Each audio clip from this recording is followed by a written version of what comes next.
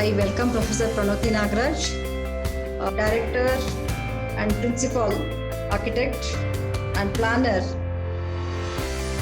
of Verve Architects Planners Engineers Private Limited, Bangalore.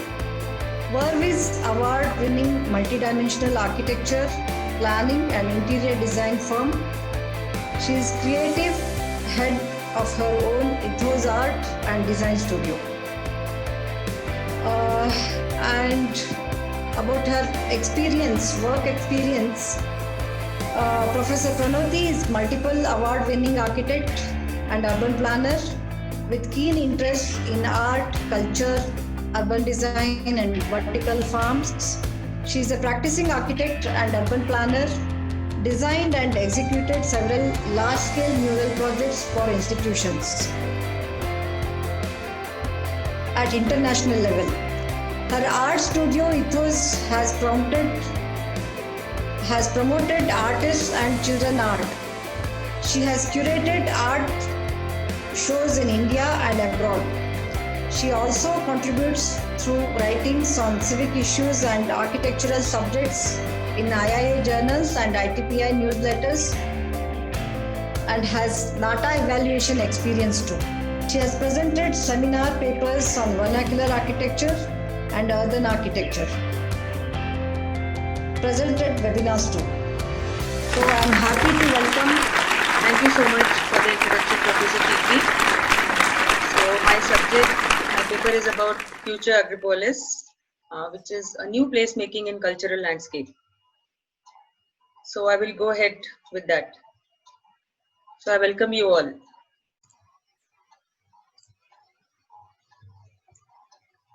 So what is an Agripolis?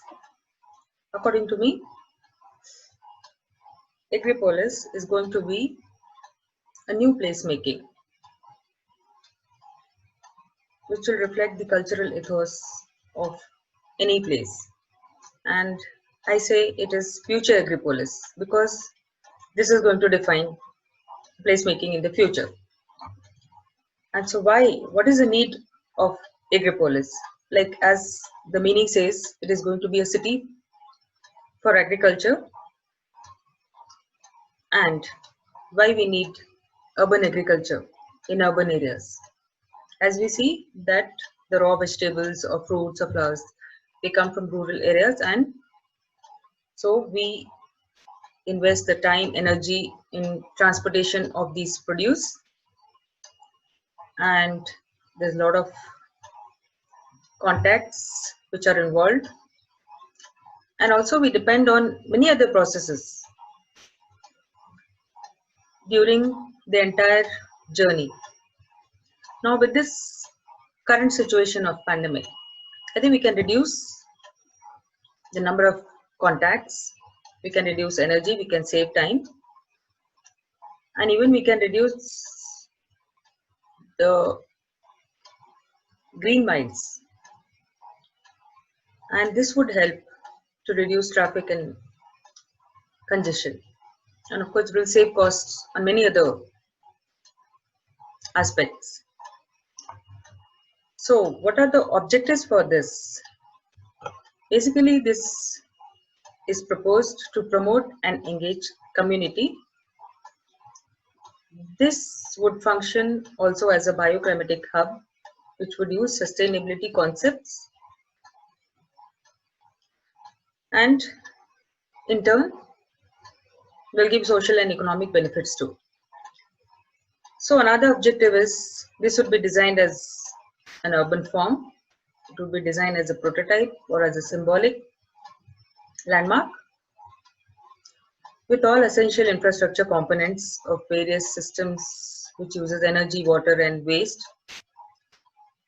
And this would use performative features, and finally it will become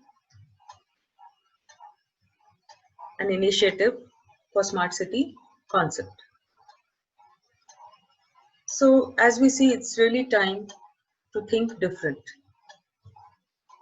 This pandemic has defined the new normal. The way we behave, the way we live, the way we interact. So this is going to define how people are going to use future public spaces.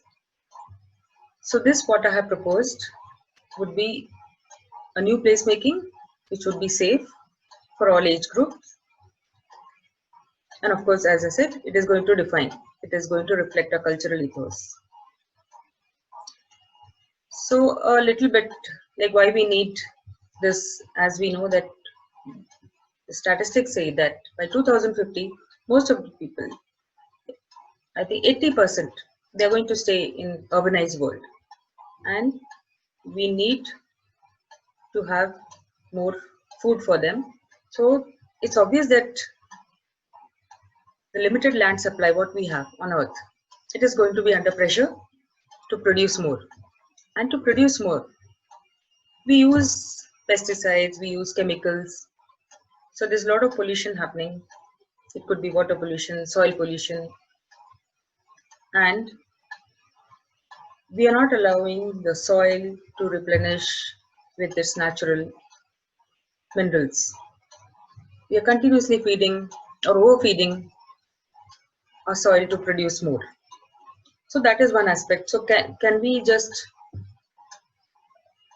we cannot stop this, but at least there's a way where we can control.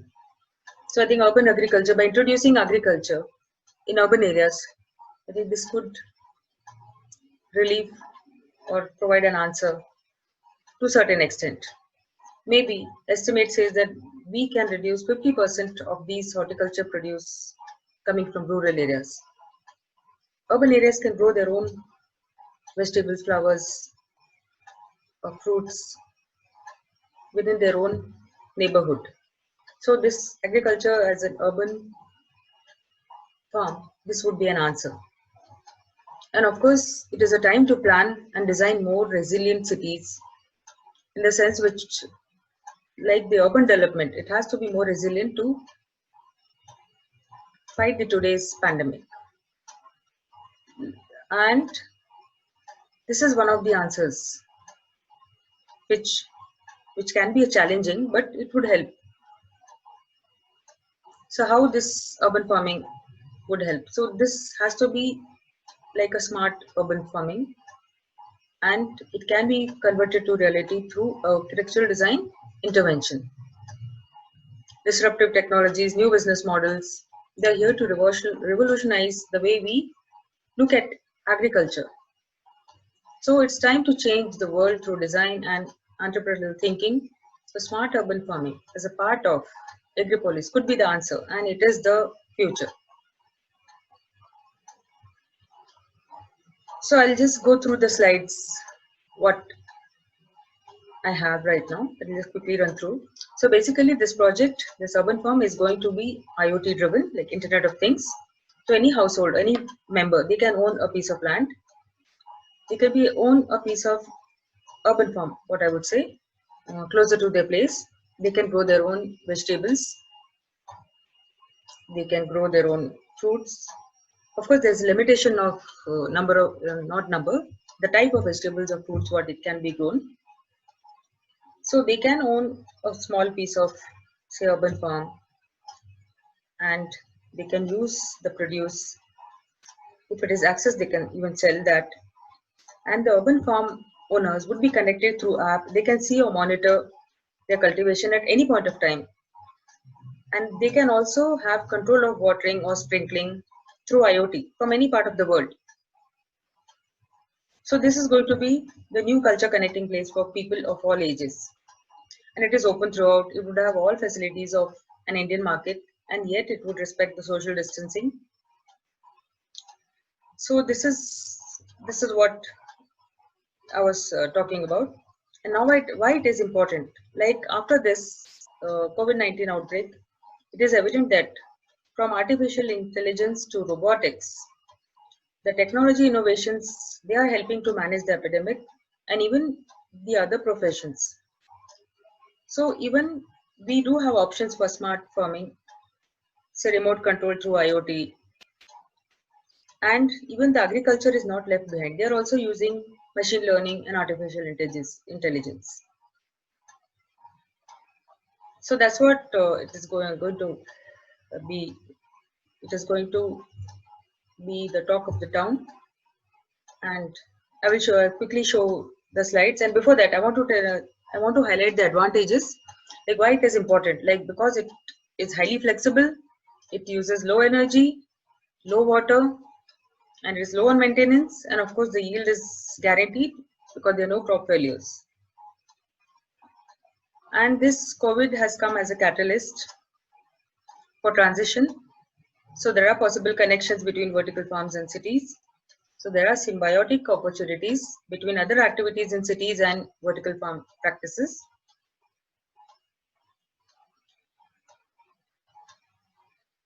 So this project is going to define the urban agriculture, and I also want to suggest in master plan or in comprehensive development plan, we can have a special zone or a land use which is dedicated to urban agriculture.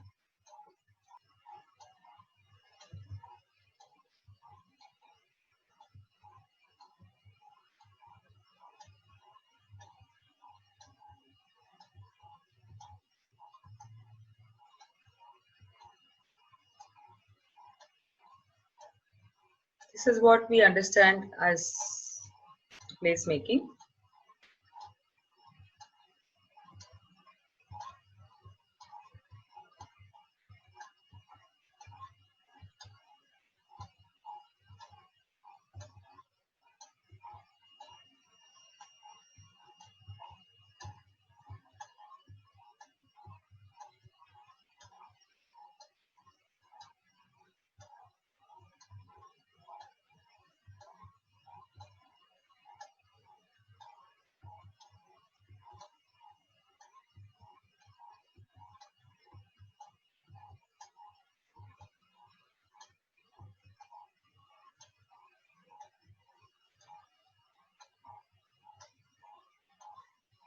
So that's the conceptual impression how it would be. So this is one of the project where I worked for a thesis project with a student, and we visited the world's first vertical farm in Singapore with Sky Farms. And then the student created models, vertical models as well as horizontal models. And this shows the use of mirrors, reflective mirrors, to take advantage of the maximum solar radiation. Sunlight is very important in this. So this is not mechanically or controlled. It uses all the natural light and sun. I'm open for questions. Thank you.